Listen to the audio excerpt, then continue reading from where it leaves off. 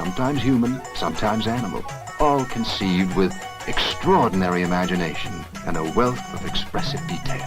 Live more natural lives in their unnatural habitats. Becoming aware of nature, of natural details, and so forth. But whenever he can, he has to be ready to investigate the unexpected and unusual, because it may contribute to what he wants to know. We're talking about the sorts of things that had an impact in as much as they came from one part of the world and journeyed to another and acted in the mode of impact, impulse, influence, and so on. We want to him the man at the wheel, who hurls the lance of his spirit across the earth along the circle of its orbit. I'd suggest that we should rather look for changing angles of vision. An inventive tradition which was able to handle with considerable equanimity a long list of wonders.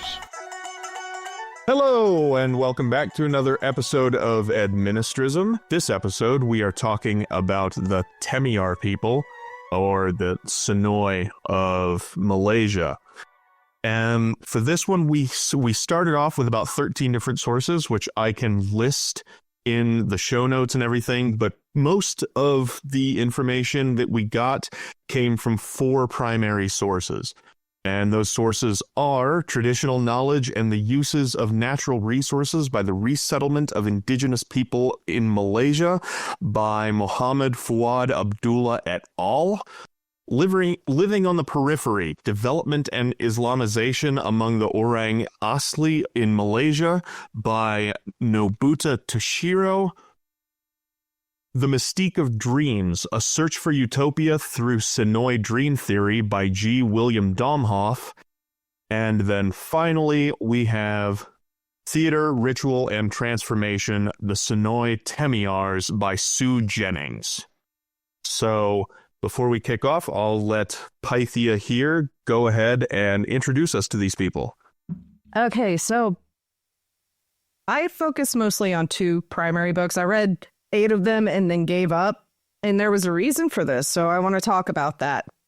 When you are looking through and reading and researching anthropology, ethnographies, demographies from other countries, you run into some very interesting phenomenon.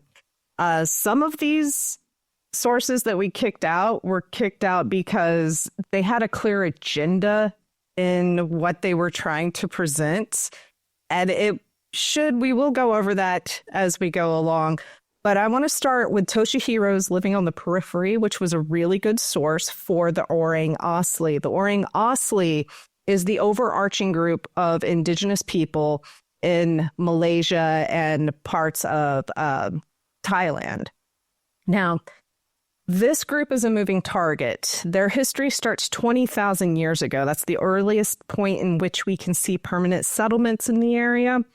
We also see that they are on a trade route called the Jade Road, but it's not a road. It was an ocean passage where jade from Taiwan would get all the way to Madagascar. And this spot is basically in the middle of that route. And it was a shipping hub for this and many goods between all of Southeast Asia for that whole time, going back to 2000 BC.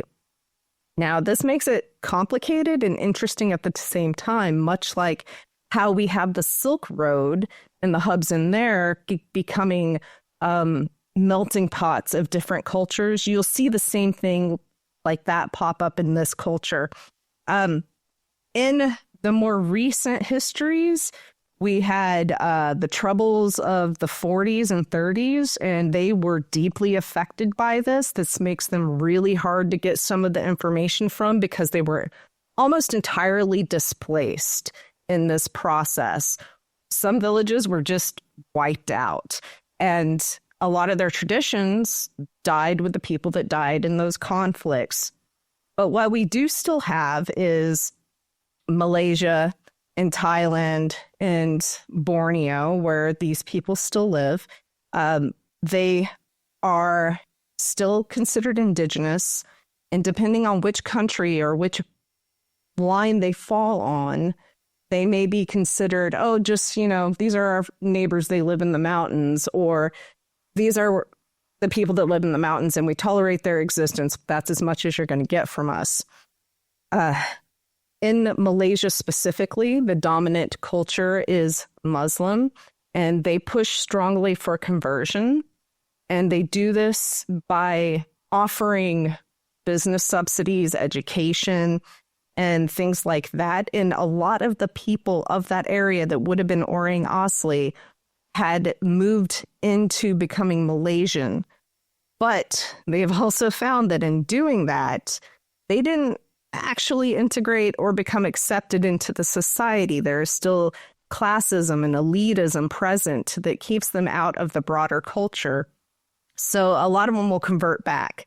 Now, some of the reasons they go back and forth between their traditional religion and Islam is that sometimes they're fleeing the laws of their traditional religion. So if a woman wants to get a divorce in some of these cultures, she'll convert to Islam. And in Islam, it is against the law to be married to a pagan. Her marriage is then null and void. And that's one way she can do that. Sometimes the men will convert to Islam as a way to own land because in their traditional culture, it's matrilineal and the men don't inherit land. So you'll see this kind of superficial moving back and forth between the indigenous cultures there and the dominant culture there. But it is mostly superficial. They don't welcome the missionaries back in after they do the paperwork. And they still stay pretty much in the forest. And Orang Asli is the people of the forest. In that overarching group, we get a primary group that is often referred to as the Senoi, which divides out into two different groups called the Temiars and the Semai.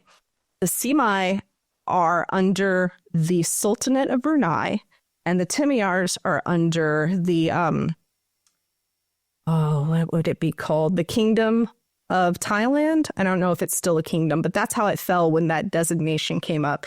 They are otherwise still very similar. They still live in traditional knowledge ways. Sometimes they'll get subsidies to build houses with tin roofs, and then they realize they fucking hate the tin roofs because it's so hot in there. Sometimes they'll do trade with the neighboring villages of the Malaysians. Their primary trades are going to be forest products such as agarwood, rattan, and durians. Durians are huge in this region, and it's pretty much their primary foods trade source, but they also trade in rubber, which is very savvy of them. They know how to follow markets and when to come in, when to leave, when to stash it.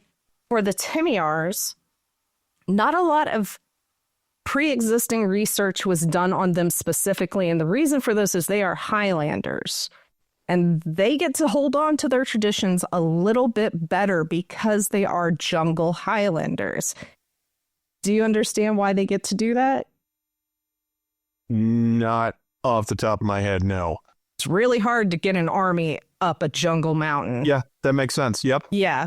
So they have the most conserved traditional culture as far as this group goes, which is interesting, I found.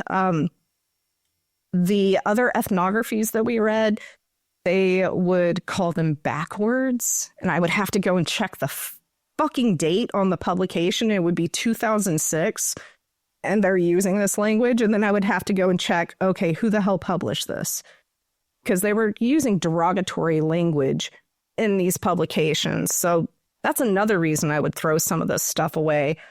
So what you'll see with them is that they are constantly in flux. They've always been in flux. Those borders have always been moving around them. The ones that go to the highlands get to keep their traditions because nobody wants to go up there. The ones in the lowland kind of become the peasants of whoever's over them at the time. Well, part of the reason for the language of them being called backwards and whatever is, as you had already pointed out, this area has a high Muslim population. And so even the researchers and the scientists and whatever who are going into these areas and studying them are still under the pressure of that religious majority. Yeah, and who's going to write your grants? How are you going to get your next grant if you criticize your government? Even the one that I did like, that was Toshihiro. There's some stuff he glosses over, and I realize it's because who's writing his grants? You can't go and slam the people that funded you to go there. What I liked about Jennings, though, she did some really good work. So one of the ones I threw out was Reclaiming the Eclipsed Female, because I realized it was actually about the Senoi and not the Temiars. And it took me a while to figure out who we were talking about, because what brought me to this was the term Senoi. Well, the Senoi are two different people, but the one that I actually wanted to target on, I only figured out later, was the Temiars. But in the Eclipsed Female, they are trying to take a view at how women would have traditionally been viewed. But one of the things that they did was they're like, well, women are not religious experts. Their best position is basically just a midwife. Then we get to Jennings and we find out what a midwife actually means in their culture, and they're religious experts.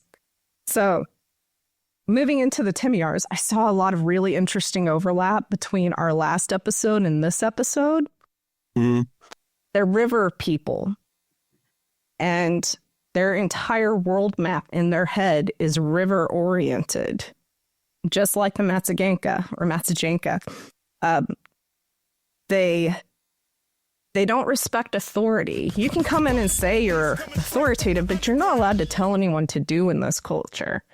They value autonomy above all else.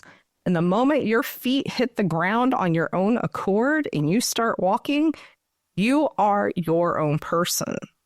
Yeah, and we'll get into this a little bit more later, but it's interesting that they do have this huge sense of autonomy and everything, but it's very much tied into communal living to the point where, like, you can make your own decisions. That's great. However, whatever decision you make is intrinsically bound to other people and the other people that you live with and share your daily lives with. So, yeah, sure, you can make your own decision, but it's going to affect everyone else. So you have to be cognizant of that.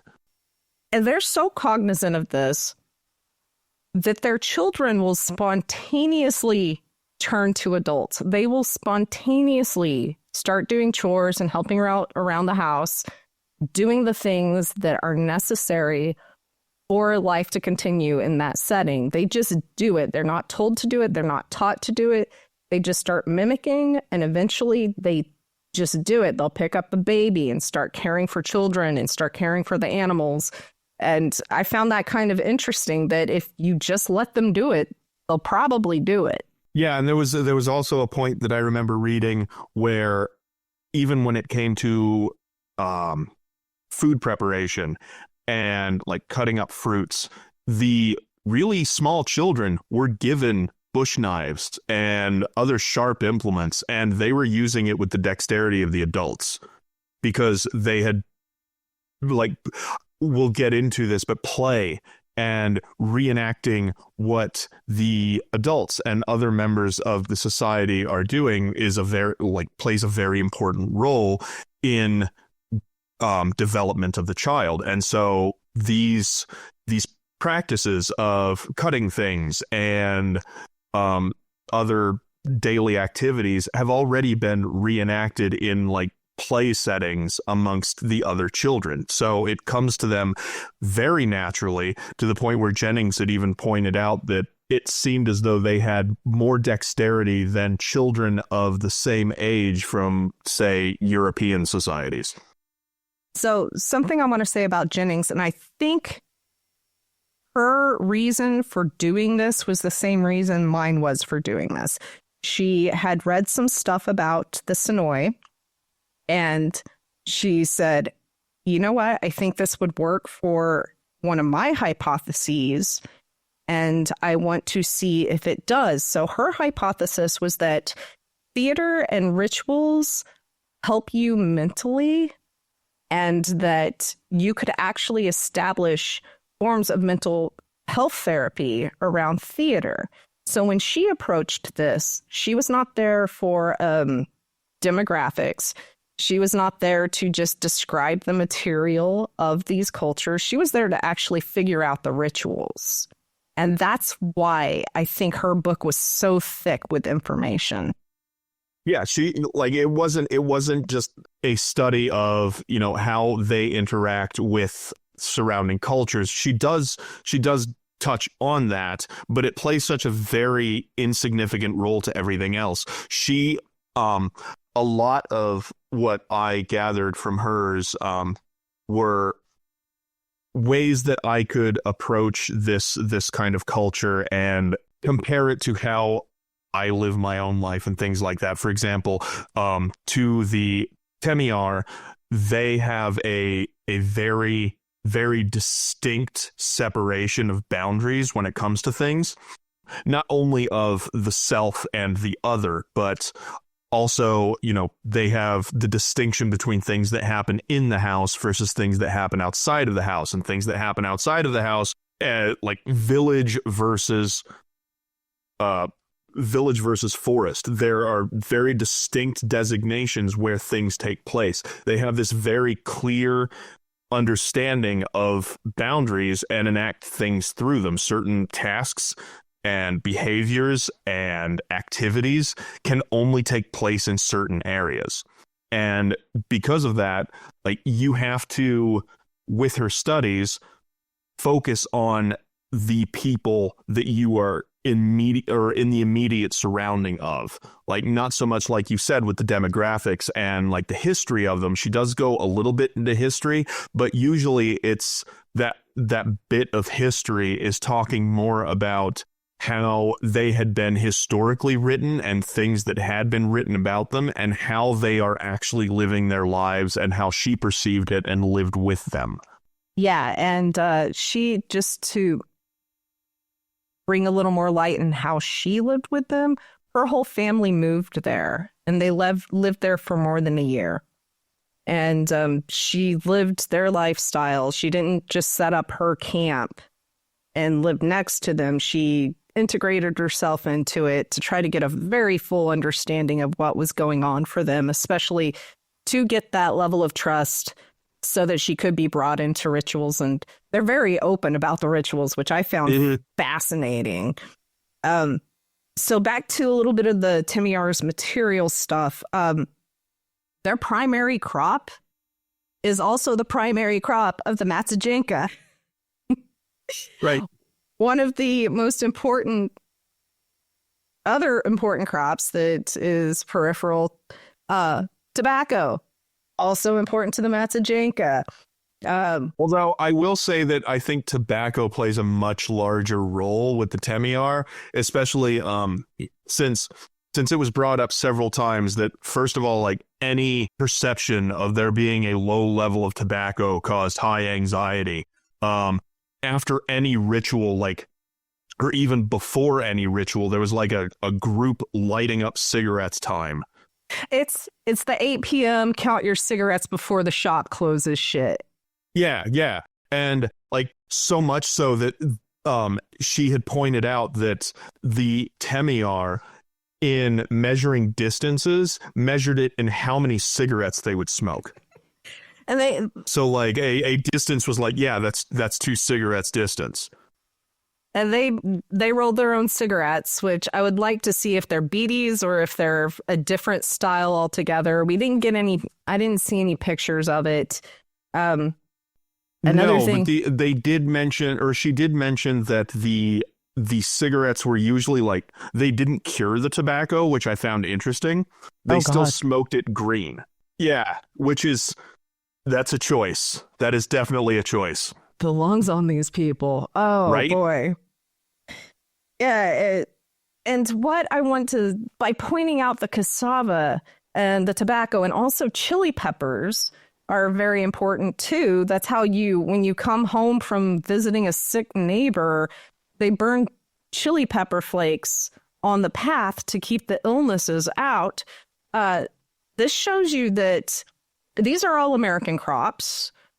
This culture isn't locked in time. None of them are. They all move with the way the world is moving. So as things come in, they incorporate them as they see fit and as works for them. And I find that fascinating because you're never going to find a culture completely void of other cultures. Right. No culture lives in a vacuum. And it's even some of the people that Jennings had interviewed had said that even within their own lifetimes, yes, this was something that used to be done. For example, like face tattooing or facial piercings amongst the men. It's like, no, this was something that used to be done. We just don't do it anymore. Yeah. So these aren't locked in a cabinet. They aren't these antiquities or these curiosities that we just look at every now and then and take out for party favors. They're a moving target. They are still adapting to the world around them. And I love seeing that in one of these publications. Mm-hmm. So when they raise their kids, infants are discouraged from crawling. This is the one thing they enforce. One of the few things they enforce is that you can't, once you walk, you cannot return to crawling because that's what snakes do. So that is like the one thing that they do to their kids directly to bring them into humanity. And other than that, they will actually ask outsiders to pressure their kids into going to school. Yeah, which yeah. Because of that autonomy.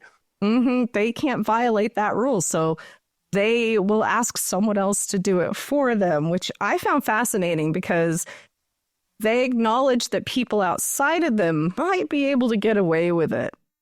Right. Yes. And like I found with the not crawling, that was also a time that, correct me if I'm wrong, that they received like their first name, that once they started walking, because prior to that they were essentially just called baby, but then once they started walking around and started behaving, I suppose, more like a human, that's when they were given their first name.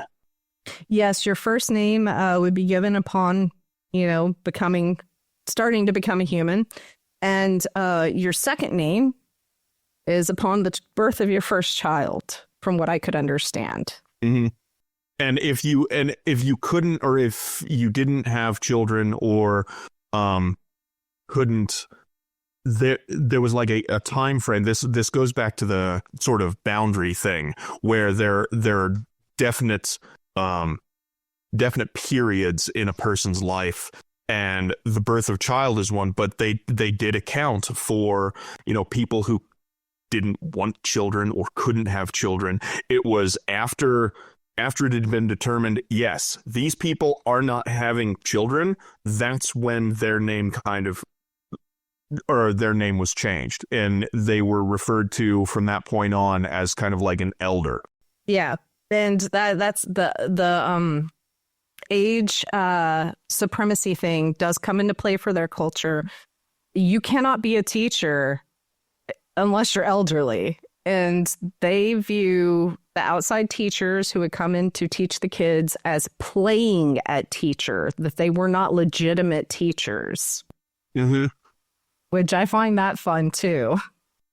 Yeah, and even though they did have the autonomy, and you can't tell someone what to do, they still respected those who were in a more elderly position. So like decisions for the group were still kind of made by those in a more of an older age, but it's not as though you were forced to listen to them.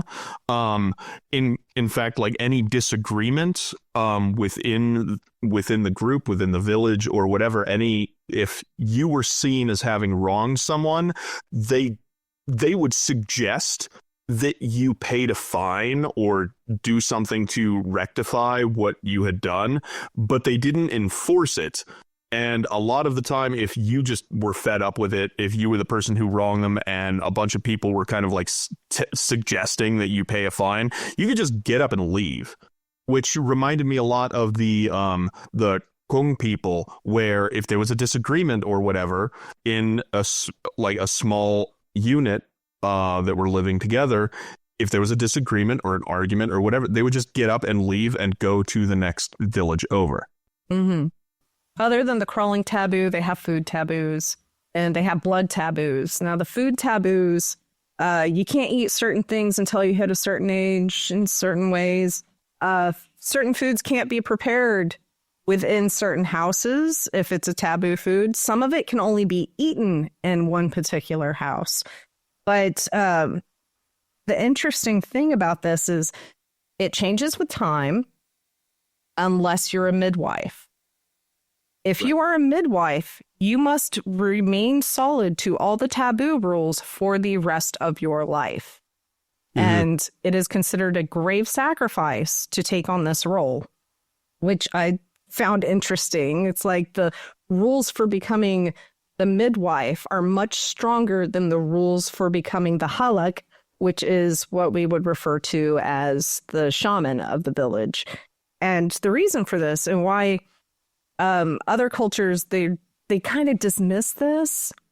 It is spiritual. The midwife has a direct connection to the god of the West, I believe, who is the one who retrieves souls to be put in bodies, and that's where you go when you die.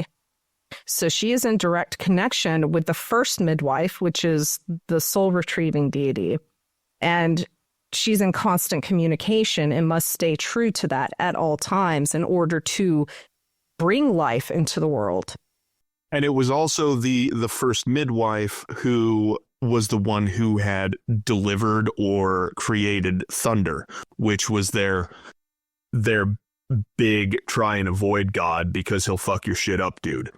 Yes, and only women can deal with the thunder, which I found fascinating. Men can deal with it some ways, but thunder is considered a very bad omen. In fact, it is considered a god. It is so powerful in their culture. And this is because if you hear thunder, it's a big storm coming. In the tropics, you usually get rain maybe every day, and it's just rain. But when you hear thunder, there's a good chance your village could not be there by the end of it. Right. So they took it very seriously. Do you want to talk about the blood ritual? Like you had said, the tie with the midwives and the bringing the souls to the people, like the midwives are also one of the few people who deals with blood on a regular basis because, as you had said, there are blood taboos. Any spilled blood is a bad thing. And Jennings had pointed out that even when government officials would come and try and take, blood samples from people, all of the Temiars would scatter. They wanted nothing to do with it. You do not see blood. However, this poses an issue when, half of your population menstruates. And so menstruation is seen as a time of uncleanliness, and because blood to them would cause any number of issues, and midwives themselves deal with, blood during birth. They help with female reproduction. And so that's part of the reason why they have so many taboos on them, because they have these rules to help protect them from the bad thing that could be, or the bad thing that comes from blood. And with women being, as you had said, the only people who can kind of control the thunder, on very rare occasions, if it gets very particularly bad, even Jennings had said she had never taken part in one of these blood rituals, but should the thunder start coming and it be particularly bad, women will cut themselves in order to collect the blood and mix it with water and throw it on the ground in order to kind of restore the balance of nature and get thunder to go away. There are several ways that they kind of deal with thunder, but the blood ritual is kind of the final appeasement ritual. Prior to that, they will perform things such as burning hair or burning chilies, because they believe that burning hair or chilies kind of like gets in Thunder's eyes and irritates him, and he doesn't like that. Whereas with the blood ritual, it's more of a way to appease him. He likes blood.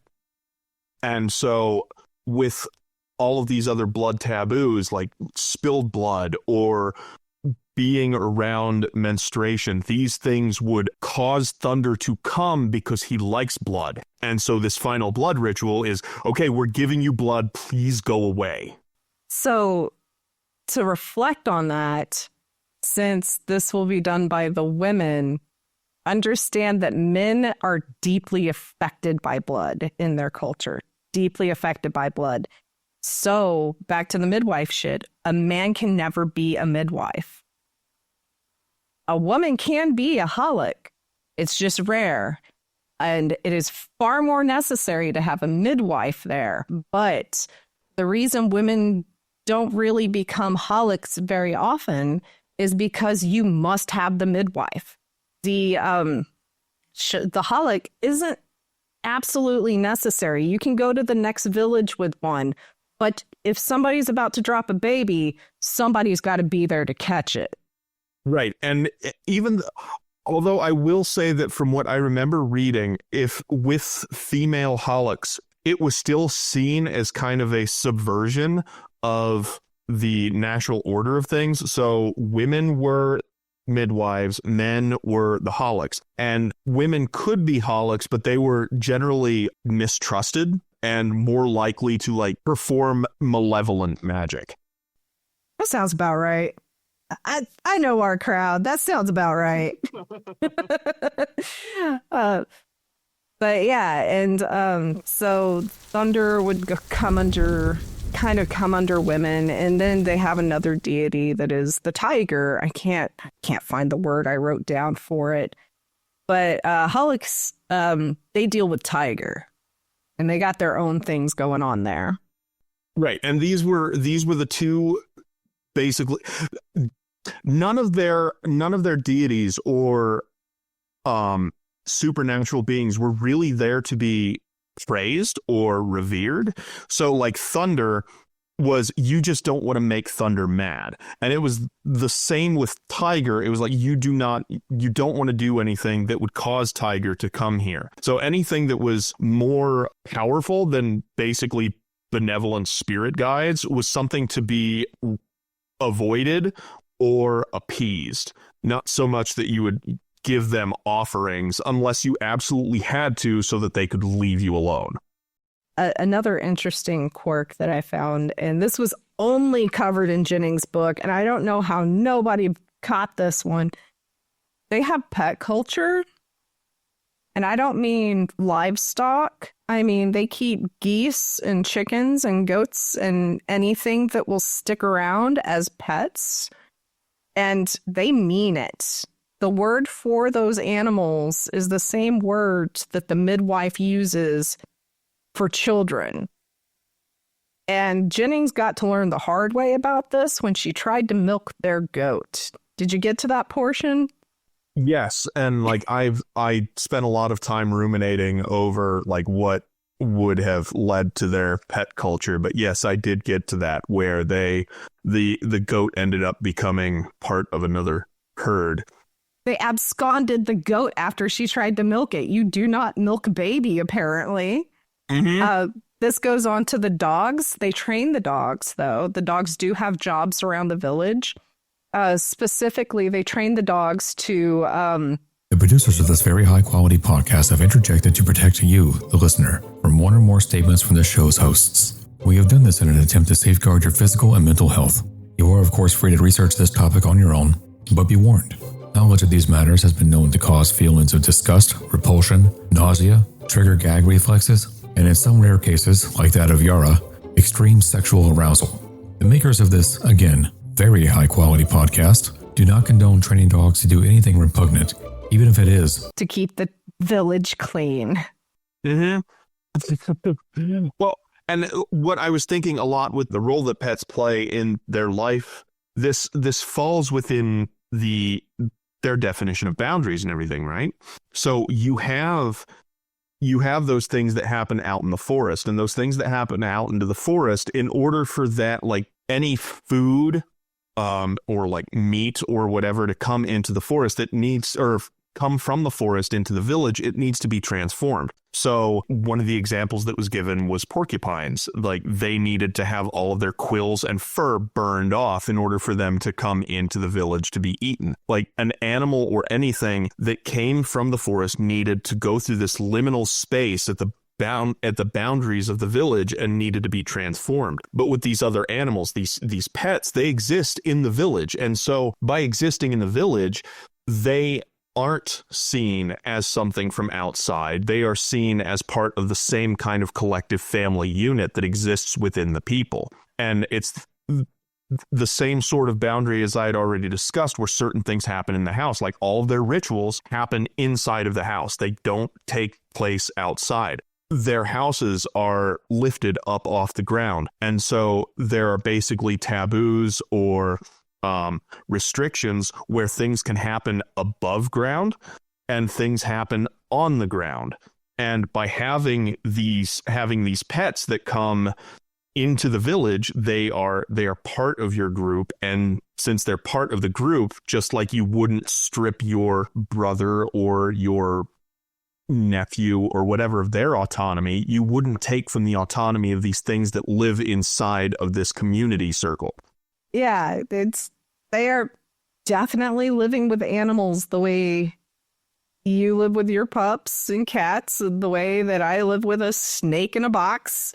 Mm-hmm. They are doing the same thing we're doing. I did find it interesting that one of the things that they didn't do was take the eggs from the chickens.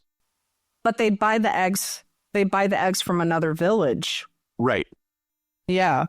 I found that interesting, that, you know, you can treat the chicken as part of the family, but like essentially unfertilized chicken eggs are just going to rot. So I found it interesting that they didn't utilize that as a food source, but I guess it kind of goes that, you know, if they're part of the community, you wouldn't take things without their permission if the chicken didn't give it to you. Yep. So let's talk about their spirit body. They have a 6-part spirit body. This you'll see repeated through other cultures, that they don't believe that you are a single thing crammed inside the body. You are multiple things all happening at the same time. They have 6 parts. It is the soul, the spirit, thought, breath, aura, and arterial pulse.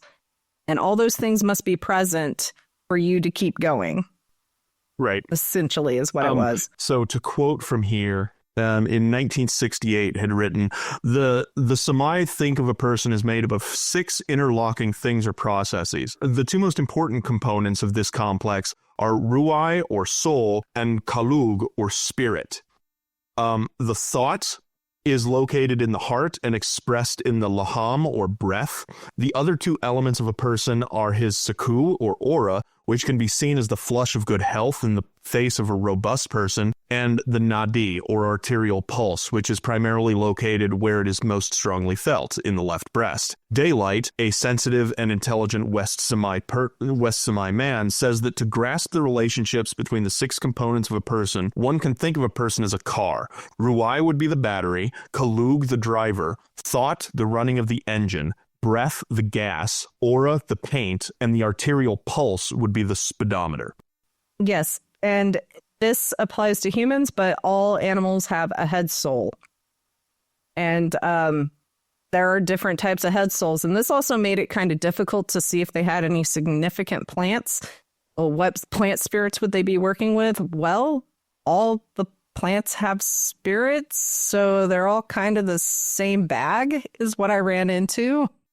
But the one thing that I did notice, at least with setting up things for seances or their healing rituals or whatever, is that they would take plants and decorate the room where they were going to have the ritual in the hopes or in the process of having these head souls of these plants come in and kind of officiate over it and like give them good blessings and, you know, hope for the best and be there to guide them. But those plants that they did bring in tended to be ones that, you could see as having an innate beauty to them or something that were useful to the tribe, such as like different fruits they would use to decorate and kind of entice the head soul of this plant into guiding their magical practices. So, I mean, it wasn't just grass that was outside of their house. It was things that had some kind of beauty or aesthetic or utilitarian appeal to them. Yeah. When they would go into that space, they also would organize these seances. These were really fascinating seances. This is probably the core of her thesis, were these seances. Mm. So who gets to be in the seance? Everyone. Except those people who are sick or for some reason, for some societal taboo, could not take place. And in the seance, they do a trance. Now, who gets to do the trance? Well, the trance is anyone could do it, but sometimes there are people who would say that they didn't feel as though they were up to it, although, once things were underway, they could, spontaneously burst into it. You might have missed this. You have to be above puberty. Yes. And the reason for that is your head soul is not fully attached until you hit puberty. Right. However, they do have play seances. So yes. The prepubescent children and pubescent children would partake in a kind of theatrical play of the seances where sometimes they would go into trance and where fledgling Pollock would come and practice their abilities. But even in these circumstances, you would have the adults telling them if they got too crazy about it, they're like, you need to fucking calm down. You're getting out of hand. You're going to piss off Thunder. Yeah. Because that is the primary thing. I don't know if we really touched on it, but all of their societal constraints and things that would any of their societal taboos were based on don't do this because Thunder might see it and get mad and come. So this could be jumping too much over by the river because it looks like sex and you can only have sex inside the house. And if Thunder thinks you're having sex, he's going to come over this way. Or don't be stingy about what you're giving to someone because that could piss off Thunder. And then Thunder's going to come and wreck the entire village. And Thunder does things not only by bringing thunder, but he also would bring misfortune. So would cause you to trip into a fire or some other bad thing happen to you. This was their way of enforcing societal norms is don't do this, otherwise Thunder will come and Thunder will wreck your day. Wait till your dad hears about this. Yeah. Right. And so if the play seances got too out of hand or too loud, that's when the adults would step in and say, hey, you need to calm down a bit. Don't make so much noise because Thunder might come and wreck everything. So this goes back to what I had said, where you have that you can't tell anyone what to do because they fully believe in self-autonomy. However, there are societal constraints, usually around someone telling you, hey, if you keep doing that, Thunder's going to come. That was what was going to tell you to maybe stop doing that. Yeah.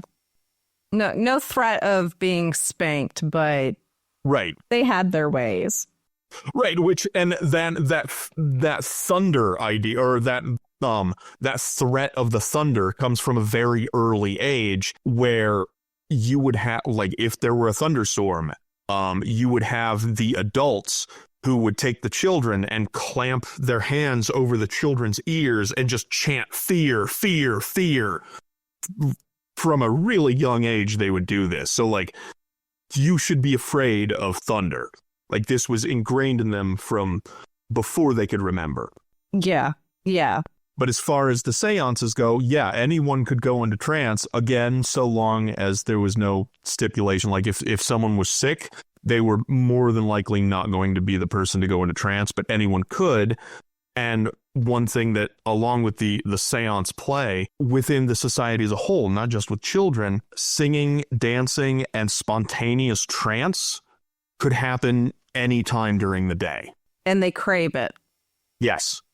Which I found fascinating. They would start the conversation. It wouldn't be necessarily initiated by the Halak who would lead the trance, but people would start buzzing, hey, kind of want to do this now. And if enough people did it, they would just go and do it. Mm-hmm.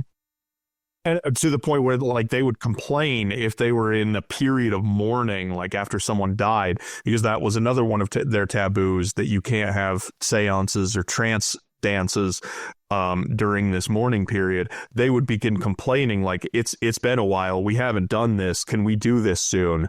So what else would the Halak work on? He does the trance, he does the seance. He would also do healing that isn't birth related, right? Right. And so, like, generally what that would entail is, to the Temiar, most sicknesses can be attributed to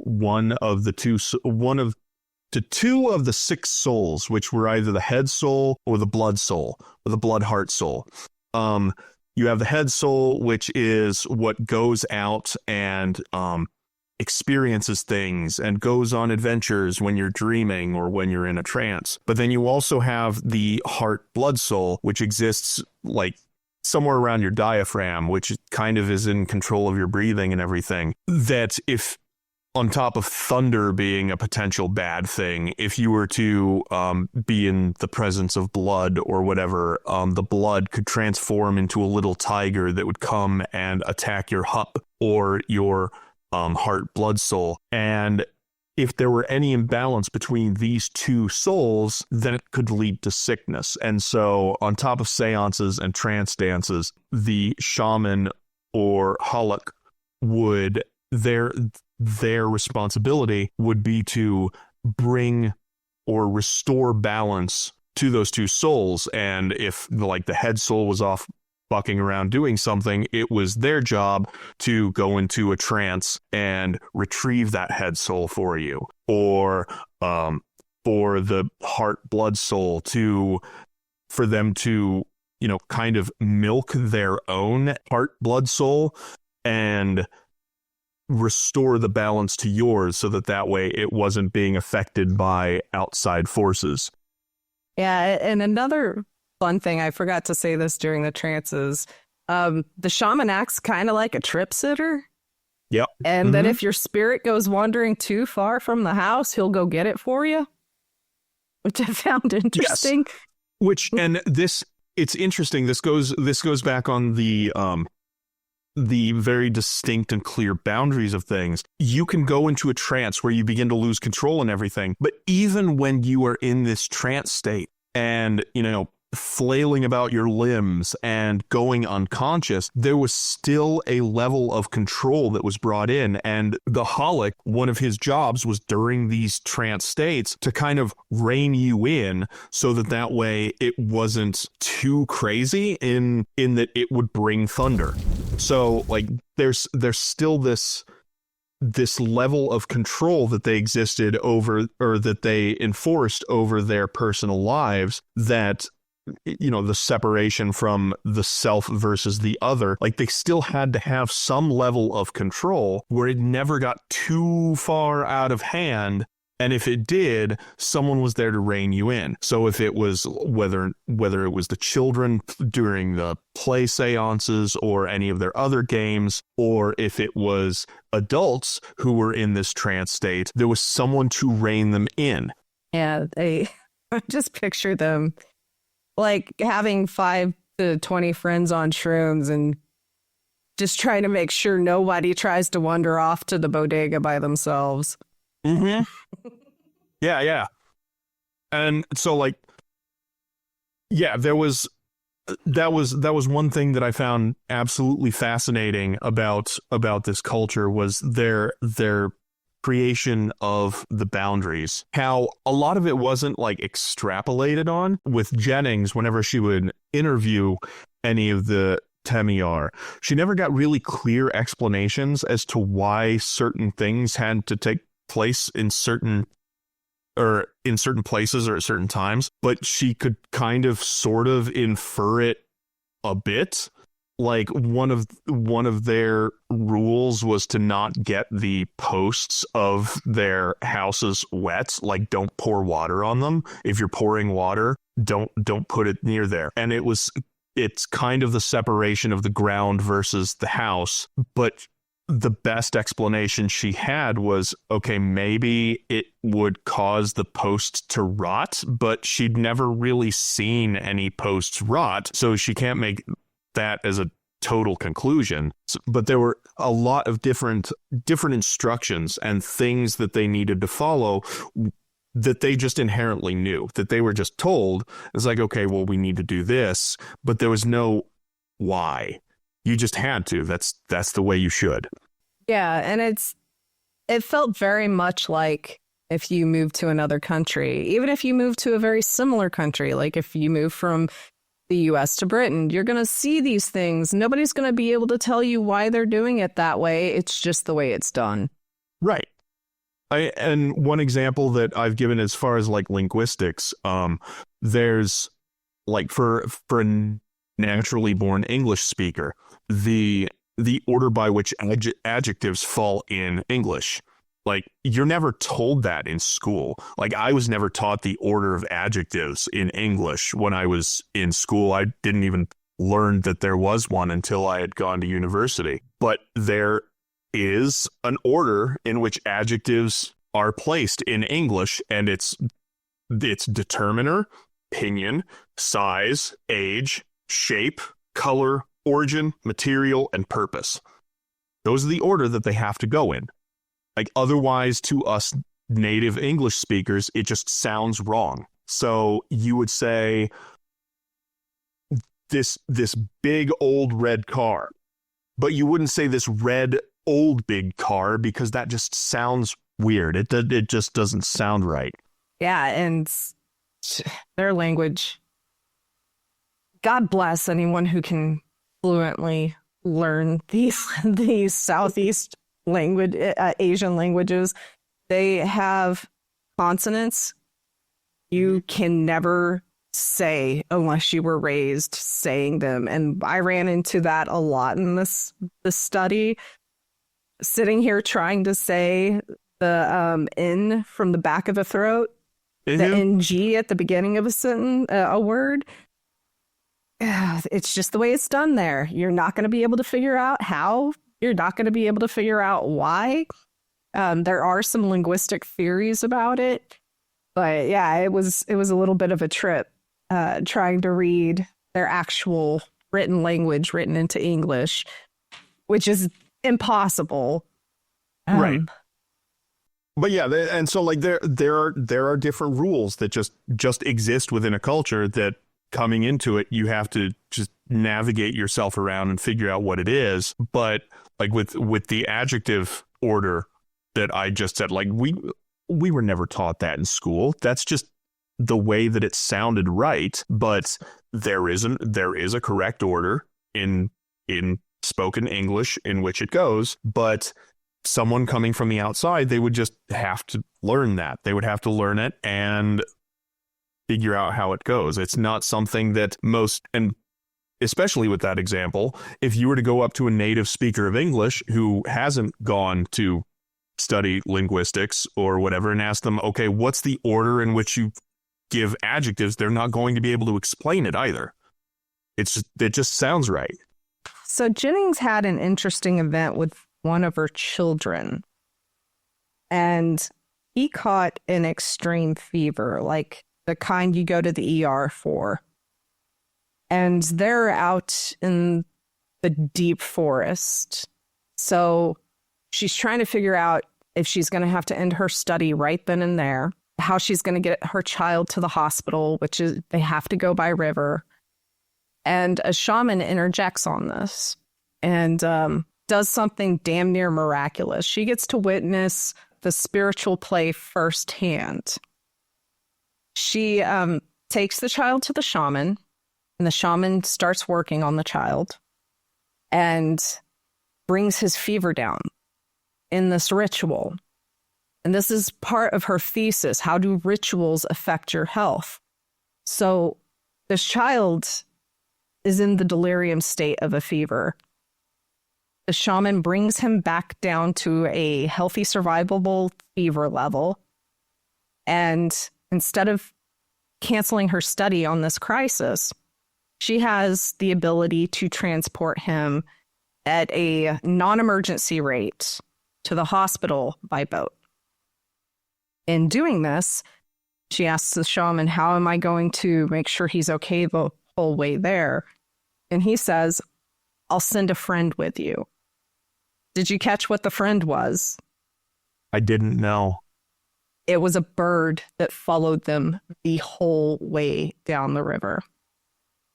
So she got to see firsthand an action between the Halleck and one of his spirit friends. So when you become a Halleck, you do a lot of this back and forth work with the animist stuff around you and make friends with them. He called this bird without ever being noticed as to call this bird, and it followed them all the way down to where they needed to be to finish off the medical stuff. And the kid really did nearly die. When they got him to the hospital, they're like, I don't know how y'all got this fever down. He had a bad one. I can't remember what it was. It was something on par with malaria. It was really fucking bad. But yeah, the shaman said, I'll send a friend. And when she was trying to figure out who the friend was, she eventually noticed that the same bird had followed them the whole way down. Fuck yeah. It was pretty neat. I also took some sources that weren't this stuff. She has some videos out there. Their audio is just garbage. She did some talks about it, but somebody in the audience was like recording with their cell phone or from some really old equipment. So you have to have headphones to hear what she's saying through it. But she retells this story. The shaman, he did the milking of the heart, the blowing out of the disease, and this whole ritual built around this child brought this child's fever down. And that would become her body of work later in using rituals as therapy, which that's why she has a different perspective from all the other scientists who went to go see how they were. Right. That brings me to another thing. Part of what had drawn you to this group of people was what you had read on their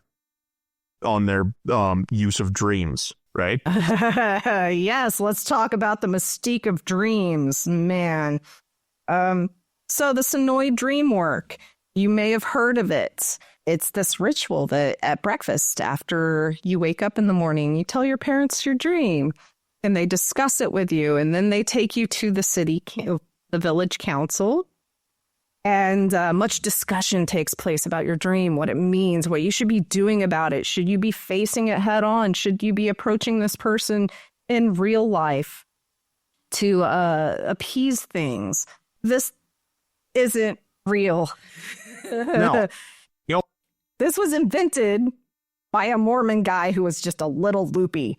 But he did go out there, and he got some of it kind of right, but the village is not going to gather around while you discuss your dreams. The whole ritual that was described. They do encourage talking about dreams. Like dreams are something that are encouraged to talk about and learn more about, but it's not that they set aside, a large chunk of their morning where we're all going to talk about each other's dreams. They just listen to it in the same way that you would listen to a story someone's telling. Yes, and there's nothing special in the Senoi dreaming culture. This would go on to be taken up by the Esalen Foundation, and that's probably how I came about it, because I'm in that woo-woo sphere. And once they got a hold of it in the 60s, they created the Senoi dreaming technique. There's nothing special in their culture as opposed to other cultures when it comes to dreaming. they do talk about it. They do give advice. Maybe you should talk to that girl. Right. And the holics, they do get information about new kinds of dances or songs from their dreams, but it's not something that they're super focused on. And one thing that, like, say, Jennings pointed out was, if there were such a rich, entrenched dream culture in this group of people, like, it's not something that they would immediately forget or just stop using. And when the Temiar were interviewed or questioned about this kind of practice, they all vehemently said, no, we don't do that. Like, that's not, and we don't remember anyone else ever having done that. Yeah. It wasn't something that they lost over the Troubles periods of the 30s and 40s. They legitimately didn't do this. And I think it's funny. I think it's funny that I got hit by a huckster. So that just shows you how prevalent this stuff is. We know Carlos Castaneda was a huckster. We know Gurdjieff was a huckster. And yes, in some levels, Big Daddy Crowley was a bit of a huckster that turned right at the end. But we got hit by one we didn't know the name of because he didn't get much more popularity outside of brief discussion about building his technique. He was a fascinating person. He was raised Mormon, and he decided, peace out, I'm going to go do something else. And he went and lived in the jungle for a little while, but he never really learned their language. He followed another anthropologist around, and he just made this up using the clout that he had built through that other anthropologist. Right. And so, like, this is one reason why I was really interested in covering the Senoi and the Temiar, is because, yes, there is a kind of mystique or something that in Western culture we assume that this group has, but no, that's not something that happened. And, like, this is a big reason why with this podcast and with this community, like, I think it's incredibly important to do research, like actual research. Read, like we're doing, ethnographies and papers or things that are written from the people themselves, if we can get it, to find out what the actual practices are, rather than, just assuming, oh, this one person wrote about it, so it's obviously true. So one of the problems with finding stuff written by people within the culture that has that stamp of academia on it is that it is only recently that you are allowed to study your own culture. I think this happened since the 90s. I can't remember exactly when the convention changed, but it was recent enough for a lot of us to remember when it happened. It happened in our lifetimes. So you're not going to find a lot of sources from inside research, which Ralph Nader's sister, I think, was the one who changed this. I can't remember her first name offhand. That was a problem with anthropology for a very long time in the first place. Like, that's why, like, really any ethnography that I read that's earlier than the 1960s, I take highly suspect, because prior to that, there was still a lot of ethnocentrism. We had covered this in, like, our first or second episode when we were researching the Miamia people. One of the few things that were written about them was a study that was done by the Bureau of Indian Affairs that was written down in, like, 1848, and they were just saying, like, oh yeah, they believe in this, they believe in these gods, but that's only because these backwards people haven't come to learn who Jesus was. It's like, no, stop that. So, like, anthropology is still, like, moving forward, and as I said, anything prior to the 1960s, I hold suspect. If it's after that, yeah, I can take a little more clout in it, but then I have to read it and make sure that it's, coming from as much of a neutral standpoint as possible, preferably by people who lived with the culture in question. And then furthermore, as you had said, having people of that community, of that culture, write about their own culture came even later than that. Yep. I think I only have one book that is written by a member of its own culture out of all the books I have. Yeah. And another problem you find is from like the 60s to the 80s. I don't know the word for this, noble savage bullshit. Oh, yeah, the noble savage fallacy. Mm-hmm. Yeah, we get a whole lot of that popping up in that period. So a lot of the stuff that you may encounter as your introductory material to a culture, it could be completely fallacious. I swear to God, Carlos Castaneda took his grant money to go have sex and do drugs in the desert. That's all he fucking did. Yeah. But now he is considered you still run an into a apex. lot of noble savage when it comes, like, nowadays. It's like you'll have these people were untouched by capitalism and the West, and so they live pure lives. They didn't have any hierarchy. Bullshit. There are plenty of cultures that still had hierarchies. It's just they weren't structured in the same way ours was. But there was still like a hierarchy. There were still ways that they did things. But saying that just because they weren't touched by Western society means that it was in any way more pure is absolute garbage. Like, that's just noble savage all over again. Mm-hmm. I think now would be a good time to talk about, like, unless there's anything else that you would like to talk about this culture, like what sort of things we can bring into our own practice that we had learned from. The one thing, or two things really, that I had gleaned from this that I think my own practice would benefit from is, one, their use of just spontaneous ritual, spontaneous dance, spontaneous singing. Like, you don't have to set aside this time or place for your magic or your practice to happen. You can do it just when the mood strikes you. You don't have to have everything set aside. It doesn't need to fall under a certain phase of the moon or under a certain time of the month. You just do it when it happens. Like, you can go into song, into dance, into trance, and just do what feels as though needs to be done.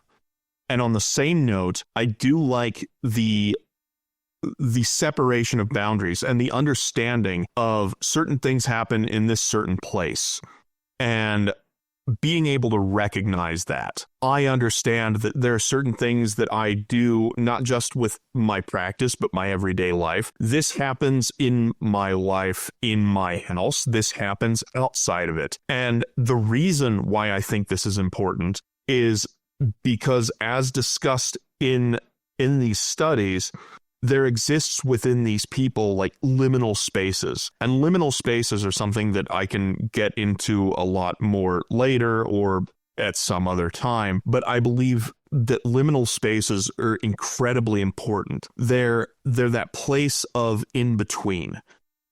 So for the Temiar, there is a kind of in-between space when you bring food from the forest into the village or into the house. There's a place where transformation needs to happen, and that transformation is usually like on the outskirts of the village. And I think that it's important for us as magicians to recognize and see these different liminal spaces as places where transformation and changes can take place, where we can perform our rituals. But in order to do so, we need to be able to fully construct and recognize where those boundaries are, where those boundaries to, where, say, my office is where work happens, which that's where I do my research, that's where I do my writing, that's where I do my things for my job, versus, out in my workshop where anything could happen, because that's in the kind of liminal space between my mundane life and my magical life of working with my genius loci outside in my surrounding environs. Like, that could be the liminal space where I practice certain things. But in order to do so, as I said, you have to understand and build those boundaries, build those walls that certain things take place. And I think that's important, because in those liminal spaces, that's a place where, as it's in between, anything could happen. And so you're working to do that magic or do that ritual or whatever in a place where there is limitless possibility, because things aren't as structured as everywhere else.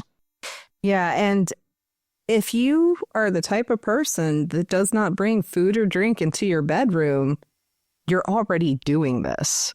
Right. Yes. You have a space that is like that crossway between, or that doorway is that liminal space. Do something there. Figure out what you could do there, because that's the boundary that you've created.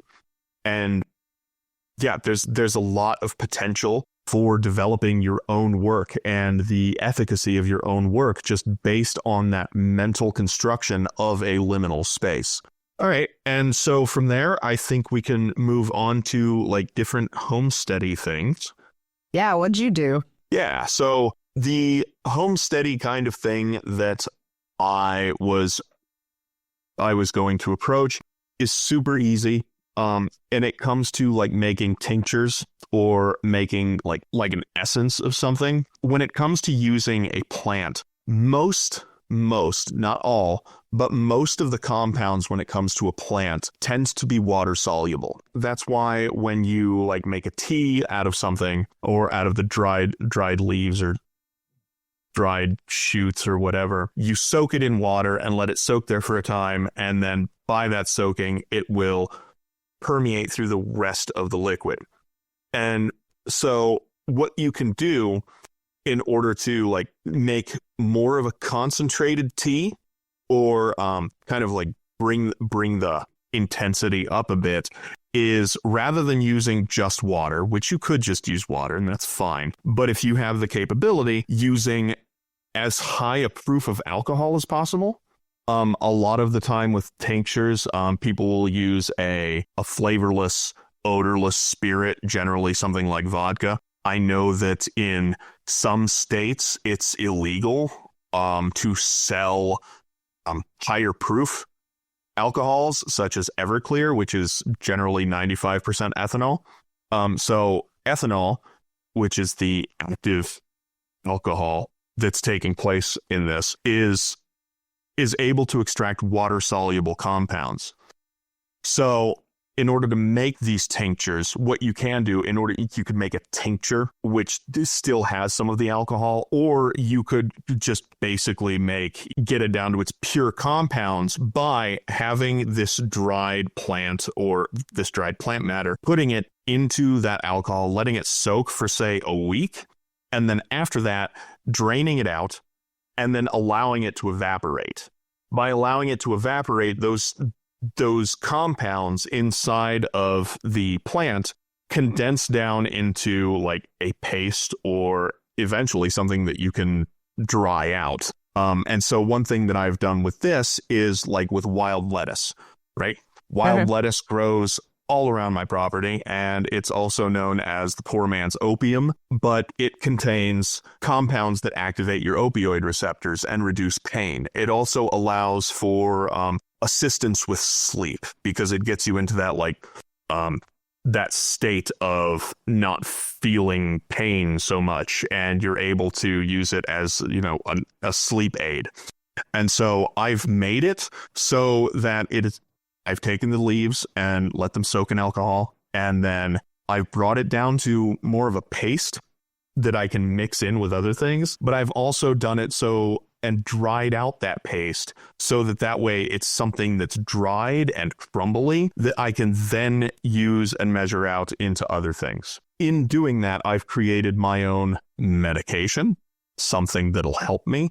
Again, like before you do any testing with any plants whatsoever, make sure you clear it with a doctor if you're not knowledgeable as to what these compounds can do, but you can do the same with teas. This is one thing that's pretty common amongst tea drinking culture, like with Gong Fu tea culture, is taking tea essences and brewing essentially these giant vats of tea and then boiling it down and then evaporating all that water off until you're left off with just like these little chunks of concentrated tea, and then you can throw that in so that you don't have like a bunch of tea bags lying around. So there are a lot of different things that you could do with creating tinctures rather than having, you know, like I still do, jars and jars and jars of herbs. You could take all of that and condense it down into something that takes up a lot less space and still has the same efficacy of something that's like, you know, 20 times its size. Yeah, that's I still have that wild lettuce stuff you gave me. That was pretty cool. Yeah. So what do you have for us plant-wise? So this was a little bit of a struggle going through this because I did notice a lot of American species in their world. But I was thinking, what spiritual plants do they send back out? And although they do, you know, forest products like herbs, rattan, durian, have you ever heard of agarwood? I've heard of it, but I haven't used it at all. So when you read spiritual incense mixes from the Bible, you'll see something called lign-aloes or aloe wood. It is actually a plant from here. It is grown in the Southeast Asian Peninsula. It grows there natively. It's the actual name of the tree is Aquilaria. But the tree does not spontaneously produce aloe wood. Is this related at all to like agar-agar? No, agar-agar is an extract of seaweed. Okay, that's just making sure. Yeah, this is really hard to look into if you never heard of this stuff before. So when you go to mix the temple incense from the Bible, it'll tell you that you need so much of this, like 50 shekels of aloes wood. Aloes wood would have been transported from Southeast Asia through the Arabian Peninsula or by boat over to the Sinai area. And then they would use it in their temple incense. And in the Arabian Peninsula, it's used all the fucking time. It's actually referred to as wood, O-U-D. So if you find something that says O-U-D on it, it's like a cologne maybe, which is usually where we would find it here in the U.S., that is this product. Now, what it is, it's diseased trees. What it is in nature is that an ant would drill a hole into the tree to try to go and make a nest and introduce a mold called Fay-Cooper parasitica to this tree. Now, it's easy to assume that the infected wood is the product of the mold in the tree. It is not. It is a defense reaction of the tree to the mold. And when this happens, it turns into a fragrant, dense wood that when burned has a very particular odor. It actually has terroir, where different locations produce different scent profiles for this wood. These trees are going extinct because of their desirability for this incense and fragrance purpose. And it's kind of sad. They have eliminated 80% of the species in the wild at this point in time. The only people harvesting it right now in a sustainable fashion are the Senoi, are the orang asli of Malaysia, because they don't cut the tree down to do it.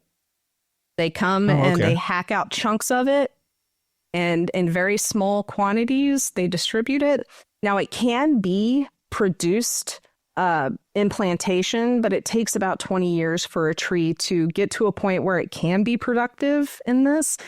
And the original trees that they cut down were like 100 feet tall and 6 feet to 12 feet across. And those are gone. Those are just fucking gone. We're never going to see trees that size of this species again. And when it is poached or not harvested in a sustainable fashion, they just cut down the species anytime they find it. They don't confirm first if the tree is infected.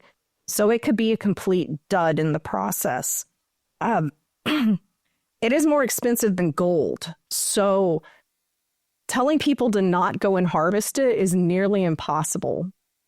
And it is so desirable. The trade of this plant is so ingrained into other countries' understanding of their own life that they don't see the impact they're having in Southeast Asia on the species. They think it just appears, and they will get smuggled loads of it with all of the paperwork in order, and they don't think twice about it. It is a very sad story for this plant. But the people that we were looking at today are the only ones doing a sustainable wild harvest on it, which I found intriguing that they knew how to do it. They would spot it. They knew where the infection was.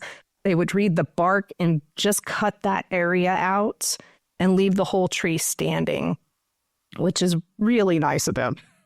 So do you have any advice on how to research whether or not you're obtaining this from a sustainable source or not? It's almost impossible, but Vietnam has many plantations where they grow it and infect the trees themselves. You can infect a tree. It is considered sub-quality, but you know what? You still get the product in the end. So any of the products coming out of Vietnam are probably going to be fine. Cambodia, not so much, but Cambodia is the most desirable flavor profile of this plant. You want to see a really good documentary on it. Al Jazeera did one, and you get to watch this man who is in love with this fragrance realize that he's part of a deforestation problem. Oh, God. Yeah. You get to see him have his crisis through this documentary. But it's not that deeply spiritually important to the Temiars and the Orangasli. It's more spiritually important to the people that were on their trade route for this product, and they're just not aware of the damages of this trade. You can buy products, you can buy the incense, you can buy fragrances with it in there.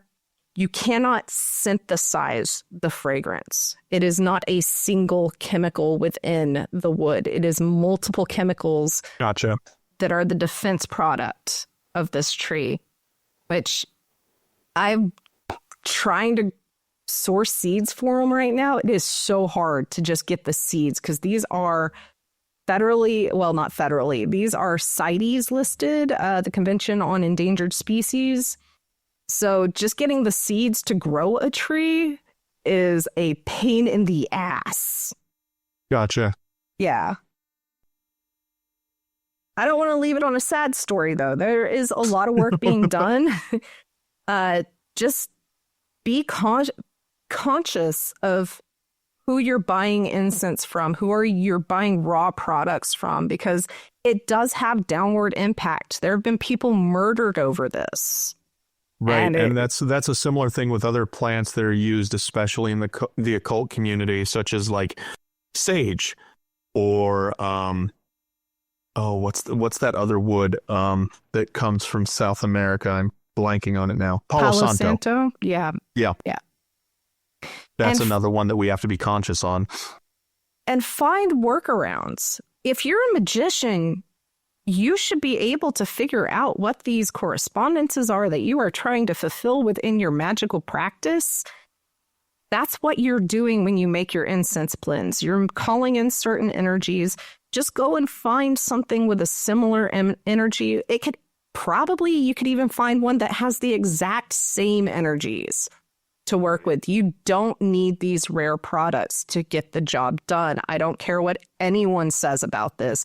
You don't need a lion skin belt, for fuck's sake. Yeah. Okay, there's my rant. Fair enough.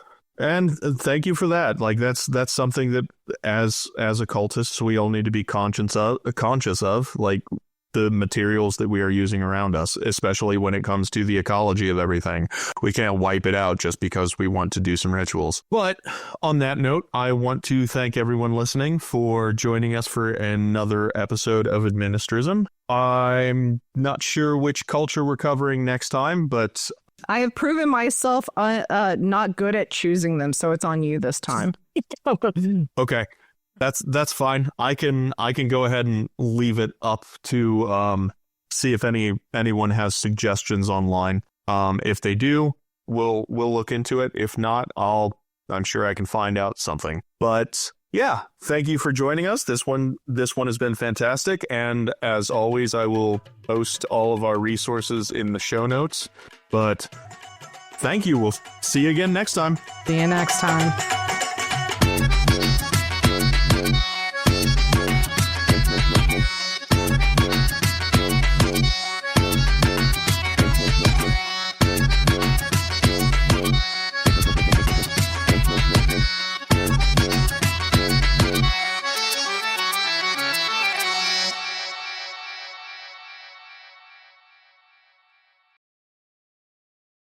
Extreme sexual arousal. Mm-hmm. Yep. Fuck yeah. Yeah.